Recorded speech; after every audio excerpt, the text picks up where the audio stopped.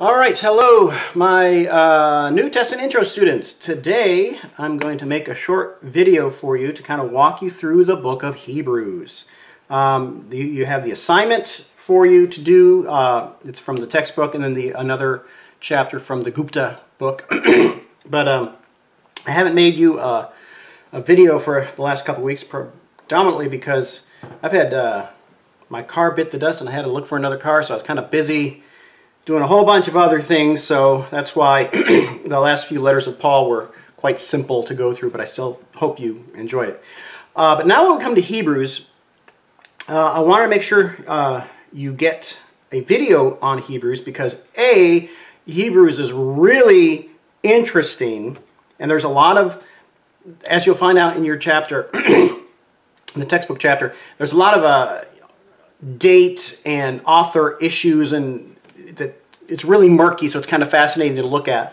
Long story short, even though the early church kind of identified Hebrews with Paul, even in the early church they were like, well, we really don't know. We're not sure who wrote it. The textbook will go into that. But at the very least, what you have to understand when you read through Hebrews, and I highly recommend just reading through the whole thing, clearly Hebrews is aimed at, if not a predominantly Jewish Christian audience, definitely the audience knows a lot about Judaism, because everything in Hebrews is about comparing Jesus to various Jewish figures and Jewish temple rituals, everything. And the entire point of Hebrews, predominantly the first 10 chapters, is how Jesus and the new covenant that he brought about is better and superior to the old covenant. And everything in the first 10 chapters goes to that effect. So, again, I can't go through everything in detail, but I did want to go over it a little bit, because even though it's fascinating, if you don't know your Old Testament stuff, Hebrews can be very confusing, because he's always relating Jesus in the New Covenant to things in the Old Testament, in the Old Covenant. So if you don't know that, you're not going to know what he's talking about when he compares it to Jesus. So let's kind of go through it right now. The first big chunk in Hebrews is primarily chapter 1, but it really goes to chapter 2, verse 4. And all of that is really, he's focusing his attention on who Jesus is. And the big chunk of it, with all those Old Testament passages that he quotes, is Jesus is greater than the angels. In first century, Second Temple Judaism, especially throughout the intertestamental period, angels in Judaism over time took on a higher level of importance. Whereas, we read the Old Testament, occasionally an angel shows up and delivers a message, and that's it. In intertestamental Judaism, angels were given kind of a higher status in their thinking. The idea in intertestamental Judaism was that God was so far removed and so holy and so transcendent that he couldn't directly communicate with humanity. So angels took on that mediatorial, they were mediators between God and Jesus, and so therefore they were due a lot of honor. So for example, the idea that, when God gives the Ten Commandments to Moses on Mount Sinai, in intertestamental Judaism it came to be more like, well, yeah, God gave the tablets to Moses on Mount Sinai, but it was an angel who did it. He was the mediator. And so because of that, angels were given a higher status in intertestamental first century Judaism, to the point that sometimes some Jews were actually accused of worshiping the angels because they were revering them so much. And so in light of all that, the first thing that the author of Hebrews says in chapter 1 is that Jesus is greater than the angels. And that's kind of important because he's addressing that specific strand of thought in first century Judaism. Excuse me. I just ate, so it's still kind of icky. So Jesus, the Son of God, is not just a creature. He's not just a human being. He's equal with God, and he's greater than the angels. That's all that chapter 1 is about. And if you read through it, he gives a whole bunch of Old Testament passages to drive that home. Chapter 2, therefore, he switches gears and he says, even though the Son is greater than the angels, for a short little time, i.e. in the life of Christ on earth, he condescended to become lower than the angels, i.e. a human being. And therefore, because he's higher than the angels originally, and he became lower than the human beings, therefore, the point of that is he kind of came down into humanity so he can bring salvation to humanity, to lift humanity up, to eventually take their place with him above the angels. That's the thrust of what he's getting at, is Jesus, by coming down, becoming a human, suffering, dying, rising again, he then is the one who is able to redeem humanity and bring them up out of death, to kind of restore them to what God intended for humanity all along, to be God's full image bearers, to rule over his creation, and thus over the angels as well. So that's the first 2 chapters. Chapter 3, he focuses on how Jesus is greater than Moses. In Judaism, Moses is the greatest prophet. He brought the people out of Egypt. And he says, Jesus is even greater than Moses. Moses was a faithful servant within God's house, so to speak. Jesus, though, because he's the Son of God, he is the faithful son over God's house. He's the ruler, okay? And so that's what he's getting at in chapter 3. And since he's talking about Moses, he adds an extra emphasis to his audience. Don't be like the Exodus community. Because if you ever read Exodus and Numbers, you know what the situation was. Moses brought them out of Egypt, and the entire time for 40 years, what did the Israelites do nonstop? They complained and rebelled, and because of that, because they were so rebellious, that generation never made it into the promised land. They died in the desert. And so therefore, what the author of Hebrews is basically doing, he's using that as a metaphor for the Christian life. If you put yourself under the lordship of Christ, your life in this age, in this world, is kind of like an exodus. You're leaving the bondage of this old age, and you're eventually going to be making it to the promised land of the new creation, but you need to stay faithful, just like Christ was faithful, just like Moses was faithful, but don't be unfaithful like that Exodus community, or you're going to die here in the desert, and you won't be resurrected into the new creation. That's chapter 3. Chapter 4, he continues on in that. He then talks about, he does this big, complicated connection with a whole bunch of stuff. First, he talks about how God rested on the 7th day. And in Old Testament terms, that means he's now ruling his creation. He didn't kick back in a hammock. When God rested, he established his kingdom, cosmos, and now he is resting, he is at rest as king of creation. So he says, just as God rested on the 7th day, then he ties that in with Joshua entering the promised land. The promised land was known as the place of rest for God's people, okay? And the original generation out of Egypt never made it into that rest, okay? And so what Hebrews is doing, and again, this is kind of hard to follow, hard to do on a video. He's saying that because God rested, he is Lord of creation, the new creation that is coming is still waits before us, just like the promised land awaited the people coming out of Egypt. They were unfaithful, and they never made it. So therefore, your ultimate promised land place of rest is the new creation, and therefore you have to stay faithful, unlike the Exodus community. That's the first part of chapter 4, verses 1 through 13. Starting in chapter 4:14 all the way into 5:10, he then switches gears, and he takes, he's greater than the angels, he's greater than Moses, his Sabbath rest is the new creation, so that's greater. But then, in the rest of chapter 4 into chapter 5, he starts talking about, he makes an allusion to another Old Testament event, and it goes back to Abraham. When after Abraham rescues Lot, he comes back and he runs into this king of Salem, which was the ancient city of what would be Jerusalem. His name was Melchizedek. And in Genesis, we're told that Melchizedek was the king of Salem, and he was a priest of the Most High.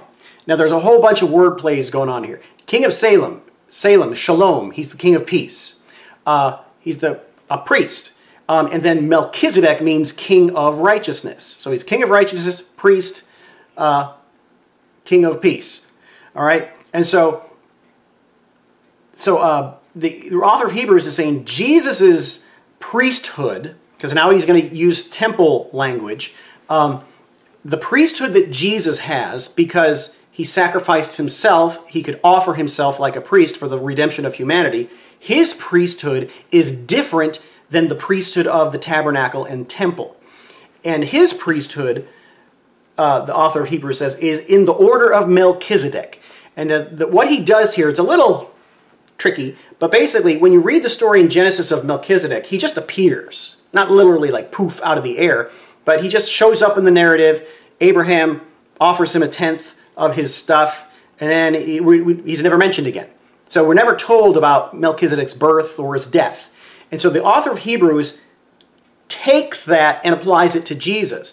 And he basically says, just as in the story of in Genesis, we're never told about his birth or his death, that's kind of like Jesus because he is eternal. He is not just a mere mortal. Therefore, his high priesthood is in the order of Melchizedek. It's kind of like that. Okay? And so, after talking about that, he's going to come back to Melchizedek again in a bit, because that's a big thing, because it's a priesthood thing.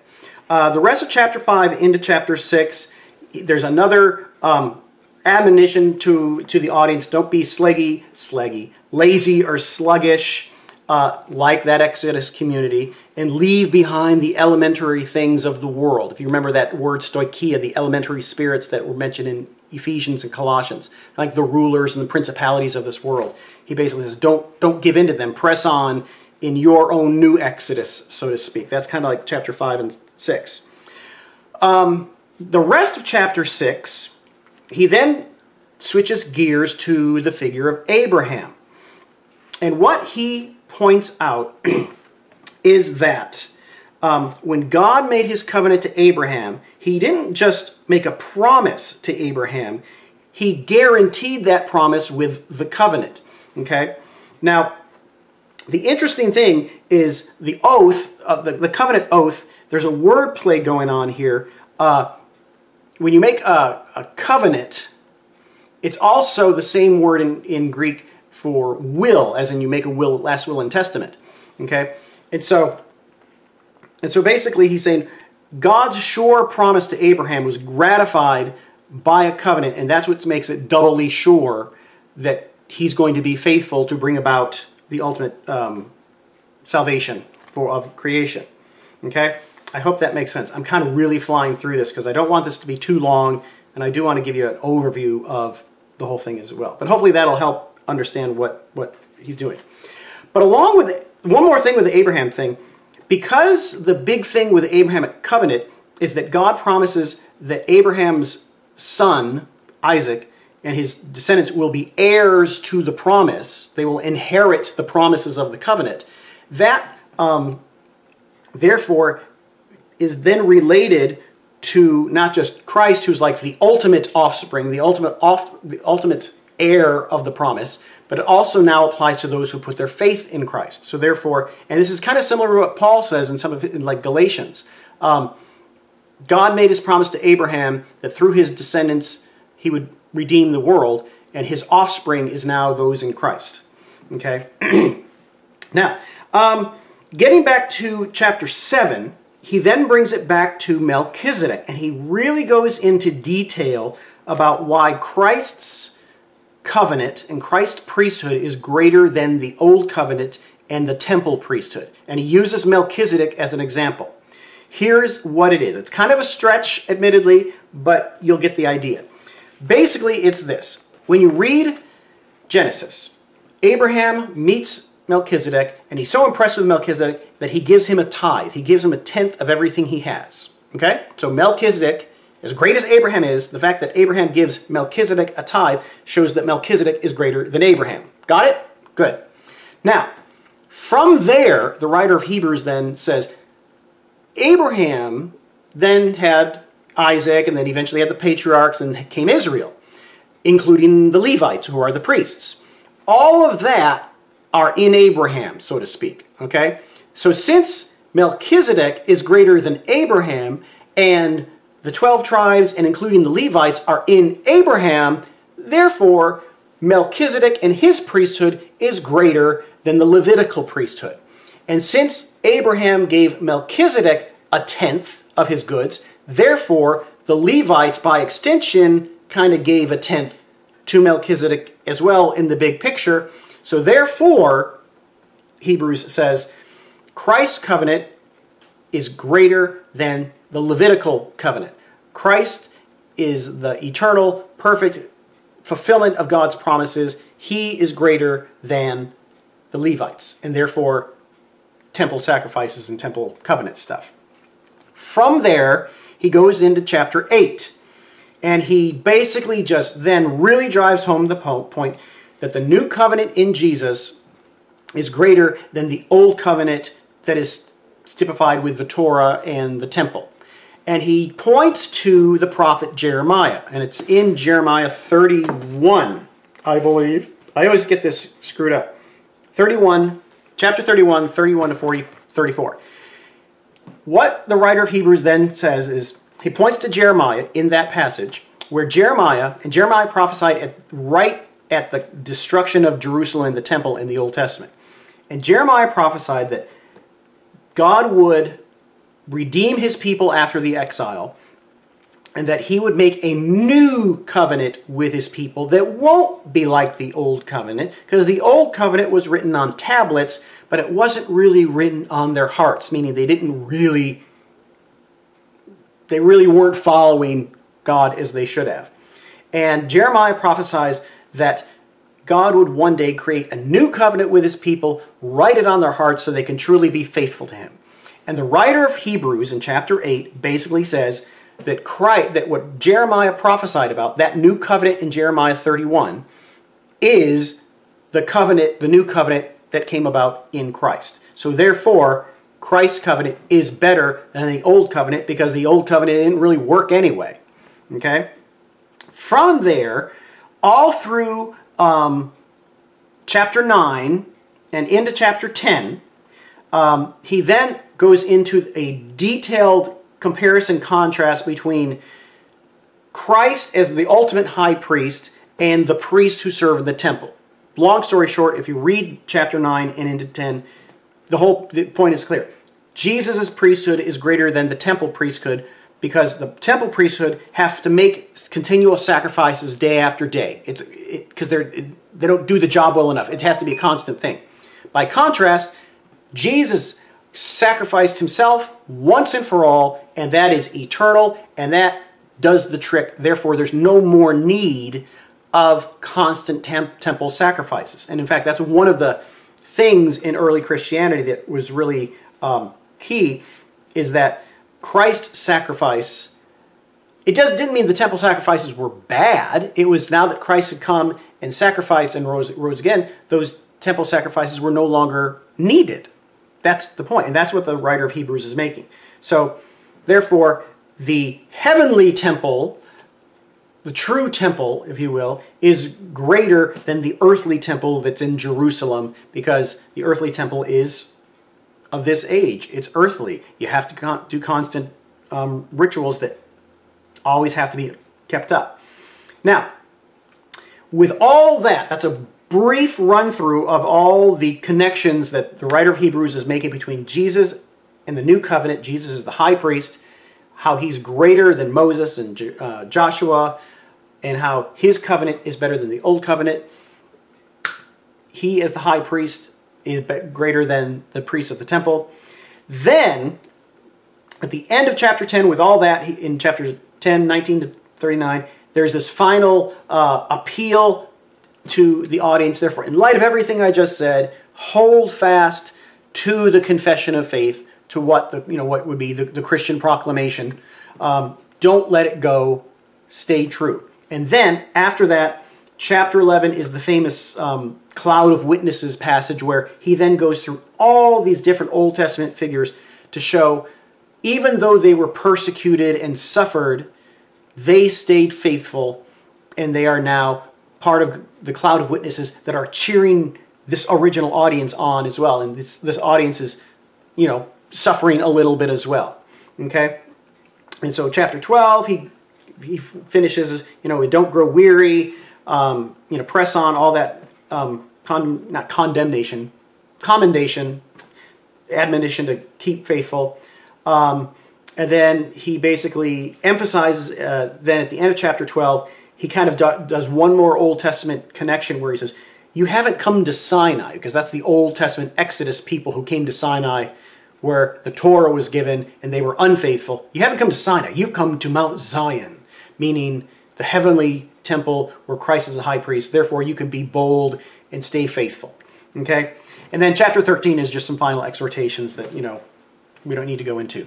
But I wanted to kind of give you a walkthrough of Hebrews because, again, if you don't know the Old Testament story, it's going to be hard to understand what he's getting at in the in Hebrews. But once you get it, I mean, there's so much more intricate little things that he says in Hebrews that is just really cool, that hopefully this video will at least give you a kind of a big, broader overview so you can kind of read through Hebrews yourself and just kind of think about how the writer is showing how Jesus is greater than the Old Covenant. That's his whole point. All right, like I said, hopefully this short little video will help. The assignment will be due later in the week, and then we'll just keep going through the rest of the stuff, and it should be pretty good. All right, bye.